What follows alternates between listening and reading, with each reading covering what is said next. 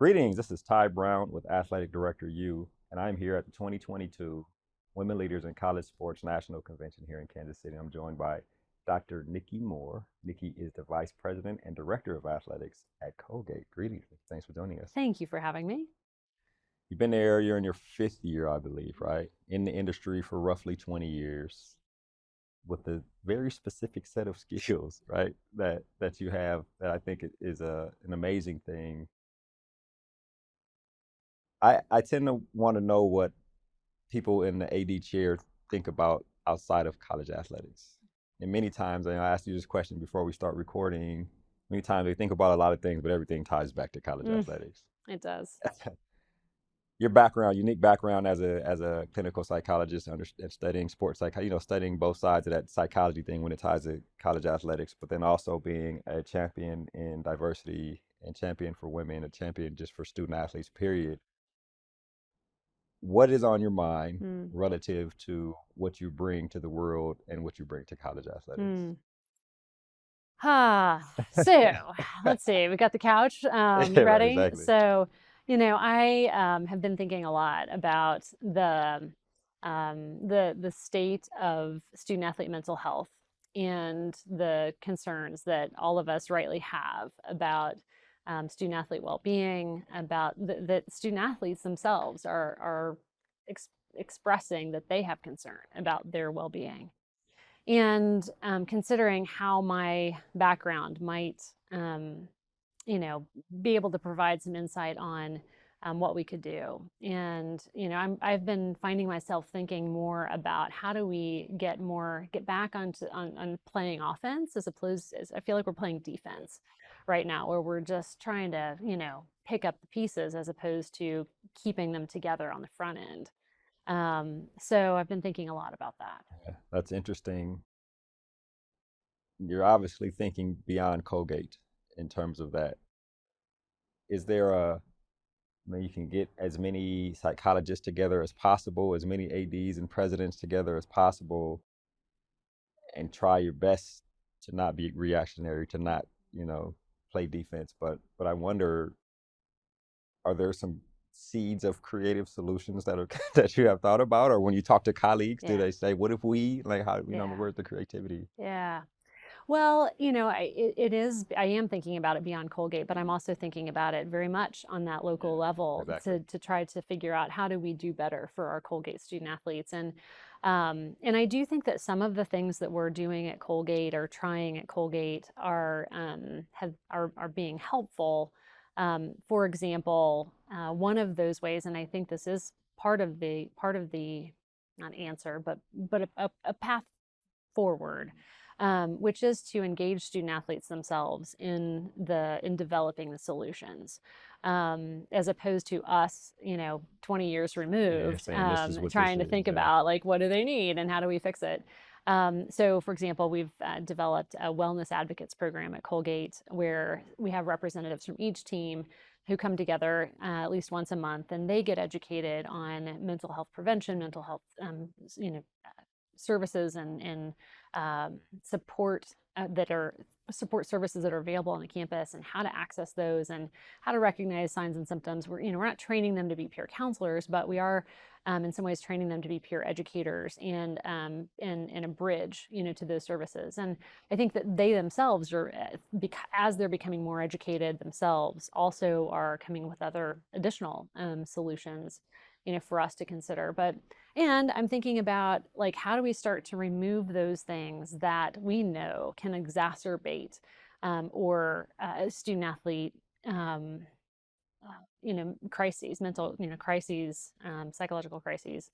That's not quite the right phrase, but and so things like how do we educate our coaches better on positive coaching techniques? How do we educate them to be more effective communicators with student athletes? We're asking so much of our coaches right now that it seems a little preposterous to keep asking more of them. But if we can get again on the front side of it and create really healthy environments for our student athletes, I do believe that that's one way and a really important way for us to address this moment when, frankly, our society is struggling, psychologically, emotionally, socially, post-pandemic, in a polarized world. It's a tough set of circumstances for all Things of are us tough, right? to navigate. You want to go watch a cartoon or something so you can cheer up,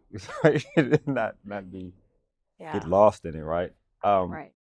so I mentioned to you before. I know that you are a podcast listener. I am. I know that you value things when it makes you think, and especially if it makes you think and it's something you can apply. You are a champion for diversity, equity, and inclusion, champion for women, champion for people in general. Uh, I heard recently that if a company provide, I talked to a couple other people about Hmm. this, so Athletic Director, you may not be the first time you heard it, but if you provide either voucher, if a company provides either vouchers or in-house childcare, over time that company will see more women ascending to manager and leader roles.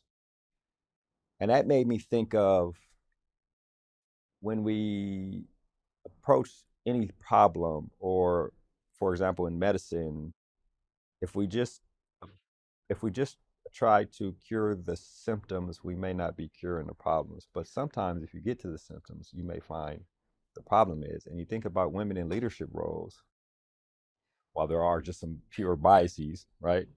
But there may be some symptoms that if we relieve the pressure of those symptoms, like providing childcare or vouchers for childcare, then you'll see more women ascend to the roles. And then the vouchers specifically help with women of color who, have to struggle with sometimes figuring out how to pay for it. So I wonder about an aspect of that, not necessarily the specific example, Yeah. but when you talk about women and when you talk about people of color ascending to leadership roles because you are a champion for it, just what are your thoughts on Hmm. where we are as an industry in terms of college athletics and how that ties into the bigger Right. society picture? Right.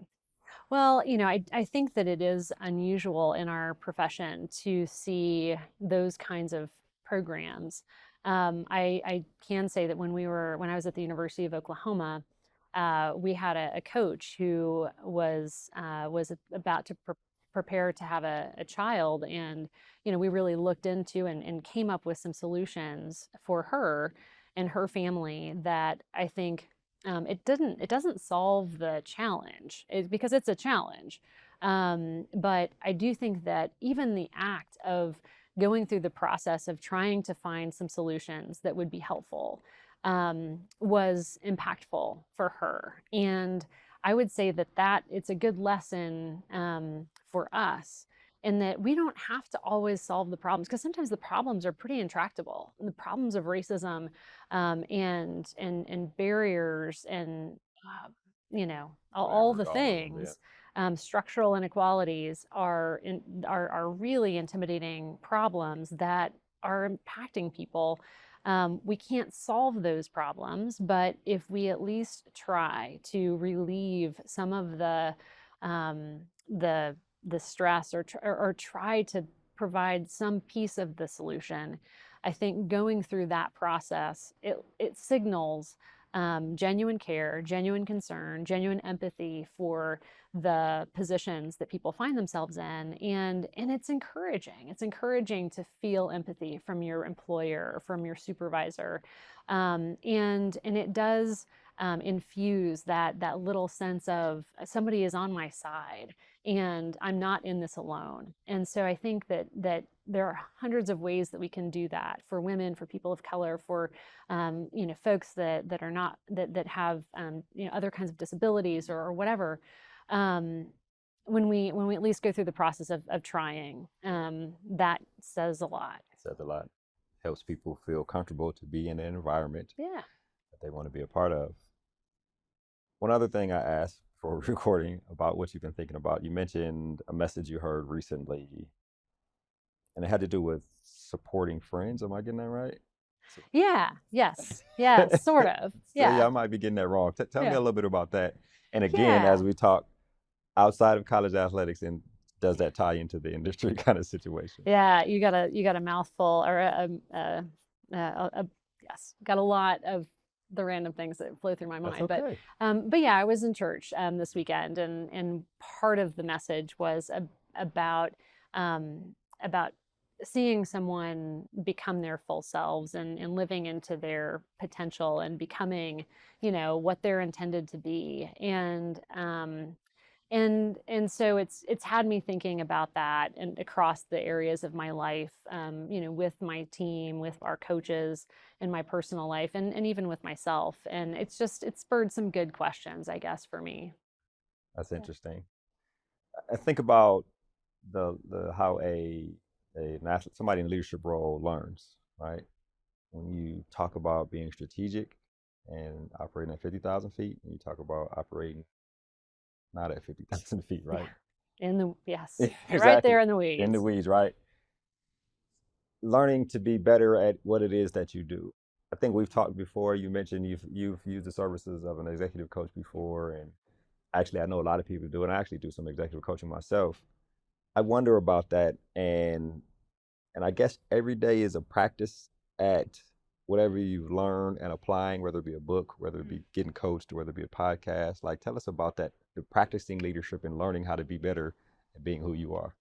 Yeah, I actually have been thinking about that too because I don't know that I'm learning. I don't know that I'm optimizing my learning. Really? And It's interesting. like I mean I have a lot of inputs in my life, and I listen to stuff and read books and talk to people, and I think the thing that I'm trying to get better at is processing, like reflecting, getting quiet and thinking and reflecting, even if it's just a little bit. So like right now, my strategy is to, in my journal, or not my journal, but like my day planner kind of thing, or in the back, I've got a note section on what did I learn today, and like really trying to challenge myself to be like, okay, what did I learn? Like it could be anything. Like Ian's favorite color is green. I mean, I've known that for a little while now, Yeah, but but at some point you learn it, right? whatever, Yeah. and so I do think that it's so critical for us to be thinking about and taking advantage of all of the stimuli that of as many as we can, to then get better, because people that we lead deserve that. Like I have really bright people that I get to lead or be in a leadership role with, and so they need me to be Right. better, and so I just need to keep getting better all the time. So and also, I listen, I really try to listen to our staff, my staff that see me and experiencing me operating every day. I think we've finally gotten to the place on my staff where most people know that I really do want to hear, their perspective, and I want to hear their feedback. So that is such an invaluable place for me to learn and Right. get better. Which is an excellent thing. I think about that, wanting to learn and feel like, am I learning at the moment? Do you find yourself leaning into challenges more? Like, oh, let's see if we can try to figure that out because it's That's a good question. And I found myself even recently, I noticed myself resisting certain things, and I noticed myself. In fact, this probably earlier this summer, I found myself searching podcasts for how to be less defensive. Like, I think I'm being defensive, and so how do I be less? How do I, because that's not a good thing. I don't want to be defensive, and that led me to down a path, and just trying, different ways of being with different people that has yielded really positive results. Um, so am I sort of actively seeking challenges? I don't know. I feel like I've had plenty that have just fallen in my yeah, lap. especially in the industry you Um, work in, right? but um, but yeah, so I haven't gotten bored yet. Did you, when you found that podcast and Yeah. you realized you were defensive and you went out and tried to not be defensive, did it make the back of the day planner where you wrote a note like, here's what I learned today. When somebody says this word, Oh yeah, actually oh, yes. really? Oh, That's totally. interesting. In fact, the podcast I found is it's a podcast called Critical Victories. Random, like the guy that runs it, his name's John Collins. He works with police. Um, like and people that are in trust, or like professionals that are in positions of public trust or something like that. And so like somebody completely outside of our profession.